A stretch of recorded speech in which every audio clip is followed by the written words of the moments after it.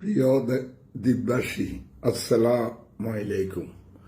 আশা করি সবাই ভালো আছেন। যারা এই মুহূর্তে সন্দ্বীপে আছেন এবং সন্দ্বীপের বাইরে পৃথিবীর যেখানে যে অঞ্চলে আছেন, সবাইকে আমার ব্যক্তিগত পক্ষ থেকে শুভেচ্ছা অভিনন্দন জানাচ্ছি। গত প্রায় 8-10 দিন ধরে সন্দ্বীপের সাথে চট্টগ্রামের নৌ যোগাযোগ অনেকটা বদ্ধ বললেই চলে। সাগরে 3 নম্বর সিগন্যালের অজুহাতে ফেরি কপোতাক্ষ এবং স্টিমার সার্ভিস বন্ধ আছে। মাঝে মধ্যে নদীর অবস্থা দেখে কিছু স্পিড বোট এবং লাল বোট, সময়ে সময়ে কিছু মালের বোট আসা যাওয়া করে। আমি এই বিষয়টি নিয়ে বিভিন্ন মিডিয়াতে একটা স্টেটমেন্ট দিয়েছিলাম। আপনারা জানেন, সন্দ্বীপ সাগর বেষ্টিত একটি দ্বীপ, একইভাবে হাতিয়া মূল ভূখণ্ড থেকে বিচ্ছিন্ন একটি দ্বীপ। অধুনা হাতিয়াতে একটি আধুনিক স্টিমার সেখানে সংযোগ করা হয়েছে সার্ভিসের জন্য, যেটা জাপান থেকে কেনা। সেই স্টিমার সার্ভিসটি কিন্তু এই 3 নম্বর সিগন্যালের ভিতরে চলমান অবস্থায় আছে। আমরা আশাবাদী ছিলাম যে অন্তর্বর্তীকালীন সরকারের মাননীয় নৌ উপদেষ্টা মহোদয় ব্রিগেডিয়ার অবসরপ্রাপ্ত সাখাওয়াত হোসেন, তিনি ফেরি উদ্বোধনের দিন সন্দ্বীপে কয়েকজন উপদেষ্টা সহ, বিশেষ করে আমাদের সন্দ্বীপের কৃতি সন্তান, সন্দ্বীপের মানুষের একটা আবেগের স্থান করে নিয়েছেন, যিনি সাবেক দক্ষ সচিব,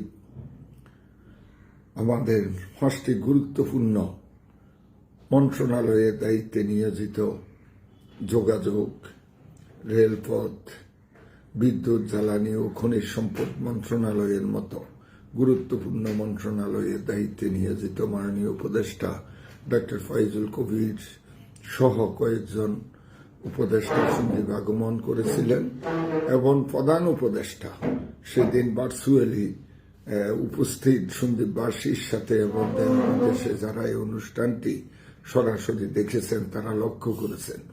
তিনি অকপটে স্বীকার করেছেন যে সন্দ্বীপের লোক রেমিটেন্স যোদ্ধা এবং জাতীয় রাজস্বে সন্দ্বীপের ভূমিকা এটা স্মরণীয় বরণীয় হয়ে থাকবে।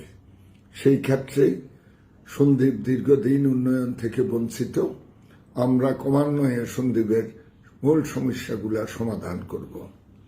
একই সাথে ব্রিগেডিয়ার অবসরপ্রাপ্ত সাখাওয়াত হোসেন সন্দ্বীপে ঘোষণা করেছিলেন যে বর্তমানে যে ফেরি কপোতাক্ষ, সেটা বর্ষাকালে অর্থাৎ দুর্যোগপূর্ণ আবহাওয়ার সময় এই ফেরি চলাচল করাটা কঠিন হয়ে যাবে। সেই ক্ষেত্রে আমাদের জন্য তিনি এই মৌসুমে চলাচলের উপযোগী একটা ফেরি আমাদেরকে কম সময়ের ভিতরে দিবেন বলে উনি আমাদেরকে আশ্বস্ত করেছিলেন। আমরা আশায় বুক বেঁধেছিলাম যে ইতিমধ্যে হয়তো দুর্যোগপূর্ণ আবহাওয়ার সময় চলাচলের উপযোগী ফেরিটি সন্দ্বীপ রুটে সংযোগ হবে, কিন্তু এখনো পর্যন্ত আমরা সেটা থেকে বঞ্চিত। একই সাথে তিনি ঘোষণা করেছিলেন যে বর্ষাকালে চলাচলের উপযোগী একটি সি ট্রাক উনি এই রুটে সংযোগ করবেন, কিন্তু সেই সি ট্রাকটিও আমরা এখনো এই রুটে সংযোগ হয় নাই। সন্দ্বীপে প্রায় 4.5 লক্ষ মানুষের বসবাস। সন্দ্বীপ থেকে বিচ্ছিন্ন আরেকটি ইউনিয়ন আমাদের, সেটা হলো উড়িষ্যর। সেখানে একদম যোগাযোগ ব্যবস্থা হতে আরম্ভ করে শিক্ষা, স্বাস্থ্য সেবা নাই বললেই চলে। সেখানে যদি কোনো মানুষ অসুস্থ হয়ে যায়, তাকে তাৎক্ষণিক মূল ভূখণ্ডে নিয়ে চিকিৎসার ব্যবস্থা করা ছাড়া অন্য কোনো ব্যবস্থা নেই। সেখানে একটি পরিবার কল্যাণ কেন্দ্র আছে, সেখানে রীতিমতো ডাক্তার থাকে না। সেখানে একটি মাধ্যমিক স্কুল আছে। আমাদের যুবদলের আহ্বায়ক নিজুম খান গত কয়েকদিন আগে উড়িষ্যার সফর করে এসেছেন। সেখানে পর্যাপ্ত পরিমাণ শিক্ষক নাই, লেখাপড়ার পরিবেশ নাই, এবং সেখানে মেট্রিক পরীক্ষার সেন্টার নাই। তারা সন্দ্বীপ এসে পরীক্ষা দিতে হয়, এবং মাদ্রাসার অবস্থা জীর্ণ শীর্ণ। কাজেই একটা এলাকা তার মূল দাবি হলো স্বাস্থ্য, শিক্ষা এবং যোগাযোগ ব্যবস্থা। এই ব্যবস্থাগুলার কোনো ধরনের কোনো আলো উড়িষ্যারে নাই বললেই চলে। একইভাবে বিগত কয়েকদিনের বিরামহীন বৃষ্টি সন্দ্বীপের সকল রাস্তাঘাট নষ্ট হয়ে গেছে। আমরা আমাদের মাননীয় যোগাযোগ উপদেষ্টার আন্তরিক প্রচেষ্টায় উনি ইতিমধ্যে কয়েকটি রাস্তার টেন্ডার করিয়েছেন এবং রাস্তাগুলোর কাজও আরম্ভ করেছিল। আমরা আশা করব সড়ক ও জনপথ অধিদপ্তরের আওতায় আমাদের সন্দ্বীপ কুমিরা সড়ক তথা গুপ্তাছড়া সড়ক এই বর্ষার পরে শুষ্ক মৌসুমে যাতে দ্রুত গতিতে কাজটি আরম্ভ হয়। সাথে সাথে স্থানীয় সরকার প্রকৌশল অধিদপ্তর যে 2-3টি বড় রাস্তার কাজ আরম্ভ করেছে, মুসাফুর সেনাহাট গাছুয়া সড়ক সন্দ্বীপের অত্যন্ত গুরুত্বপূর্ণ একটি সড়ক, সেই সড়কের কাজটিও যাতে দ্রুত সম্পূর্ণ হয় এবং সংশ্লিষ্ট বিভাগের দক্ষ ইঞ্জিনিয়াররা যাতে কাজের মনিটরিং করে কাজের গুণগত মানগুলা বজায় রাখে, সেই দিকে আমি সড়ক ও জনপথ বিভাগ এবং স্থানীয় সরকার প্রকৌশল অধিদপ্তরের দক্ষ ইঞ্জিনিয়ারদেরকে অনুরোধ করব। আমরা আশা করব আমরা সন্দ্বীপের অধিবাসী আমাদের এই একটা দ্বীপে বসবাসের জন্য যেই জিনিসগুলো আমাদের খুব প্রয়োজন, তার মধ্যে প্রথম স্থান হলো আমাদের স্বাস্থ্যসেবা। আপনারা ইতিমধ্যে শুনেছেন একটি শিশু অসুস্থ হয়ে গেলে তাকে চট্টগ্রাম দুর্যোগপূর্ণ আবহাওয়ায় লাল বোর্ডে চট্টগ্রাম আনার পথে সেই মারা গেছে, এবং তার পরিবার পরিজনের আর্তনাদ, তাদেরকে সান্ত্বনা দেওয়ার মতো ভাষা আমাদের নাই।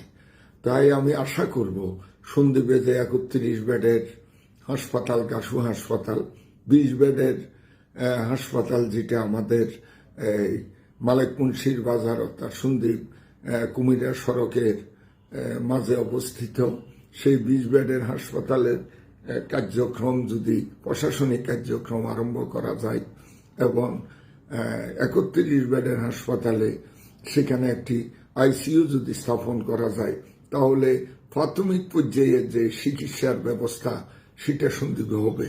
এছাড়া বেশ কয়েকটি 10 বেডের হাসপাতাল আছে, সেখানে কিন্তু ডাক্তার নাই। আমি আশা করব স্বাস্থ্য উপদেষ্টা উনি কথা দিয়ে গিয়েছিলেন যে কয়েকজন ডাক্তার আমাদেরকে জরুরি ভিত্তিতে দিবেন। প্রয়োজনে সন্দ্বীপে যারা বাইরের লোক কর্মরত আছে তাদেরকে দ্বীপ ভাতা, যেটা পাহাড়ি অঞ্চলে পাহাড়ি ভাতা দেওয়া হয়, দ্বীপ ভাতা দিয়ে তাদেরকে উৎসাহিত করা এবং তাদের যে আবাসনের ব্যবস্থা সেই ব্যবস্থাগুলা নিশ্চিত করতে পারলে হয়তো তারা সন্দ্বীপে থাকার জন্য আগ্রহ প্রকাশ করবে। এটা আমি সংশ্লিষ্ট কর্তৃপক্ষের নিকট আমি অনুরোধ করব। পাশাপাশি শিক্ষা ব্যবস্থা, সন্দ্বীপের শিক্ষা ব্যবস্থা গত 17.5-18 বছরে ধ্বংসের একদম গোড়ায় চলে গেছে। শিক্ষা ব্যবস্থার দিকে আমি এই ব্যবস্থাপনার দায়িত্বে যারা নিয়োজিত, বিশেষ করে উপজেলা প্রশাসন, জেলা প্রশাসন এবং সংশ্লিষ্ট স্কুল, কলেজ, মাদ্রাসার প্রতিষ্ঠানের প্রধানগণ এবং শিক্ষক শিক্ষিকারা এবং পরিচালনা কমিটিগুলাকে আমি অনুরোধ করব যে সম্পূর্ণ শিক্ষা ব্যবস্থাকে ঢেলে সাজিয়ে যাতে শিক্ষার গুণগত মান বাড়ানো যায় সে ব্যাপারে ব্যবস্থা গ্রহণ করা। আধুনিক আমরা লক্ষ্য করেছি যে প্রশাসন একটু নড়ে চড়ে বসেছে, তারা মাদক মুক্ত সন্দ্বীপ করার জন্য ইতিমধ্যে তারা সাঁড়াশি অভিযান আরম্ভ করেছে। আমি আশা করব এই অভিযানের মাধ্যমে হয়তো সন্দ্বীপে মাদকের যে একটা ভয়াবহ রূপ সেটার থেকে আমরা কিছুটা পরিত্রাণ পাব। এর বাইরেও অধুনা হয়তো আমাদের কিছু মহিষকে কেন্দ্র করে আমরা ফেসবুকে অনেক লেখালেখি দেখেছি, সেটার জন্য উপজেলা প্রশাসন একটা কমিটি করে দিয়েছে। আমরা আশা করব তাদের বুদ্ধিমত্তা এবং প্রকৃত মালিকদের কাছে মহিষ ফেরত দানের ব্যবস্থা করা। পাশাপাশি গতকাল আরেকটি বিষয় আমরা যেটা লক্ষ্য করলাম, যে একটা হ্যাকারের কবলে পড়ে আমাদের দীর্ঘদিন যিনি ব্যবসার সাথে নিয়োজিত আমাদের সেলিম সদাগর, তার থেকে প্রায় ৮ লক্ষ টাকা হ্যাকারের কবলে পড়ে সেই হারিয়েছে। এবং এটার সাথে এই ঘটনার সাথেও যারা জড়িত, আমি সন্দ্বীপ থানার ভারপ্রাপ্ত কর্মকর্তার সাথে আমার আলাপ হয়েছে। আপনি আইনি প্রক্রিয়ার মাধ্যমে এই বিষয়টি দেখবেন, যাতে করে এই জাতীয় ঘটনা ওদের ভবিষ্যতে আর না হয়। পরিশেষে আমি সন্দ্বীপের যারা যেখানে আছেন, এবং আমার কথা যদি আমাদের সম্মানিত উপদেষ্টা, সর্বকালের সন্দ্বীপের শ্রেষ্ঠ সন্তান, যিনি অন্তর্বর্তীকালীন সরকারের অত্যন্ত গুরুত্বপূর্ণ 5টি মন্ত্রণালয়ের দায়িত্বে নিয়োজিত, ওনার প্রতি আমাদের অনুরোধ থাকবে যে বেড়িবাঁধ এই বিরামহীন বৃষ্টির কারণে পূর্ব দিকের বেড়িবাঁধের সেখানেও কিছু কিছু স্থানে ফাটল দেখা দিয়েছে। বেড়িবাঁধের কাজগুলা যাতে আগামী শুষ্ক মৌসুমে সুন্দরভাবে শেষ হয়। আমাদের যে গুরুত্বপূর্ণ রাস্তাগুলা, এগুলা আপনি থাকা অবস্থায় এই রাস্তাগুলার সংস্কারের কাজ যাতে করা যায়।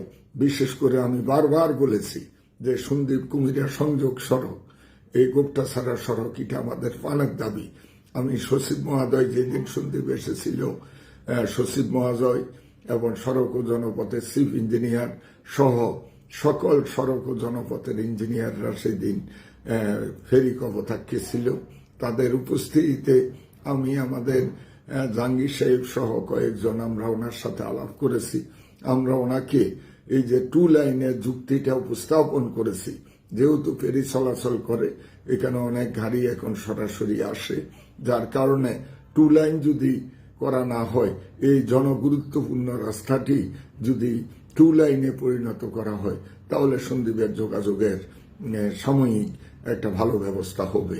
পরিশেষে আমি দেশ বিদেশে যারা আমার এই ভিডিও বার্তাটি শুনবেন, তাদের সকলের প্রতি আমার আকুল আবেদন থাকবে, সন্দ্বীপ আমাদের ঠিকানা।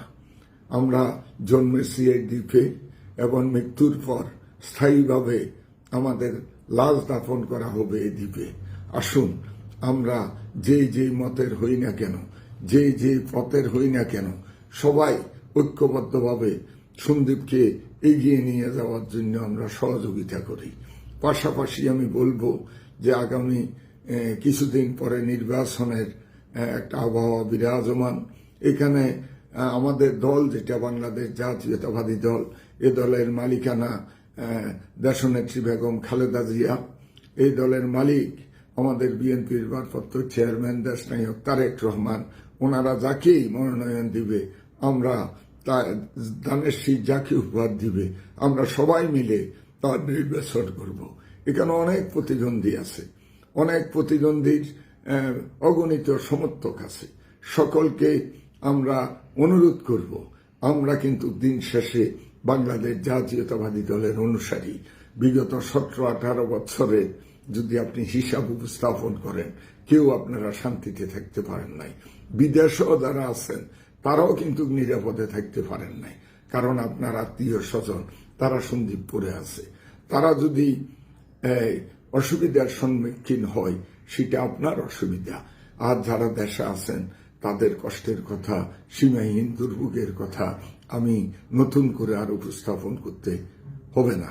আমি সহ এই দলের হাজার হাজার নেতা কর্মী, আপনারা রাত্রে ঠিকমতো পরিবারের সাথে ঘুমাতে পারেন নাই।